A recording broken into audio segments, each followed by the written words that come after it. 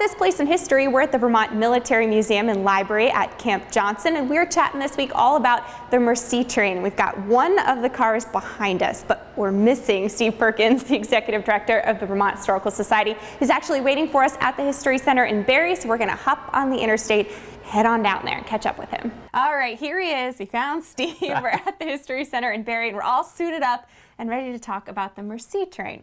What is that? Yeah, so as those people who speak French know, merci means thank you. I got that much. there you go. So we say train. So you saw the train car. We did. Right. So there were 49 of those train cars, and they were packed full of stuff as thank you gifts to the people of the United States. We're immediately following World War II. So this train came over in 1949, but right after World War II, of course, we had everything our military did during the war, but the United States sent a ton of aid to France, and a lot of it came in trains. And so the government said, let's send something to the U.S. So the government provided the trains, but the people and the businesses and the religious organizations of France, they packed it full of thank you gifts. So they collected all these items, packed these cars, brought them to the U.S., and then what? So there were 49 cars, so there were 48 states at the time, Right. And then the 49th car was split with half of the goods going to Hawaii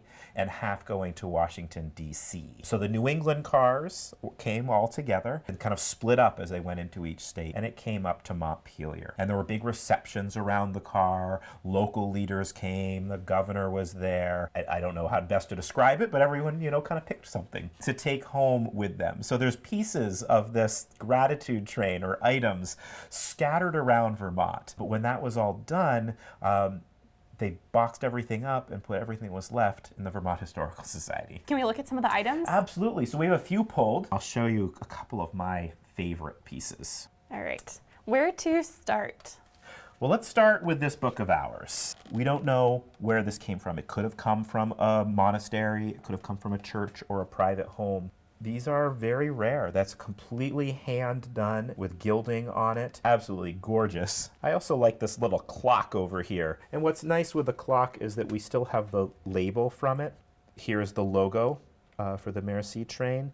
And it says, who is this clock from? They lived in Paris, we can see that. And that maybe a little note here.